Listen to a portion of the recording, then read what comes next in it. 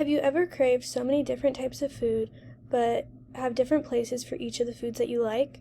Well, imagine having that problem, but you can go to a one-stop place for all of your cravings. That is 10 Barrel Brewing Company for me.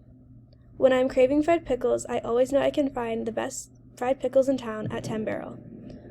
Although there is so much great food at 10 Barrel, there's also so much love they have in the atmosphere, and it is a place that truly feels like home to me.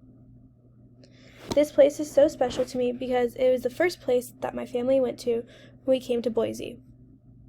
It was the best food after a long day of travel, and it really hit the spot. My whole family can eat here as well. It was so fun to be able to go somewhere that we could all eat and actually have really good food. 10 Barrel makes me feel full of serotonin. I feel full of joy and happiness. It brings me so many good feelings.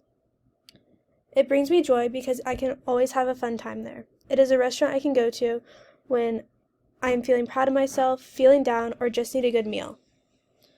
I always love being around good people, and I've always had the best experience with them. It reminds me of a restaurant I used to work at in California.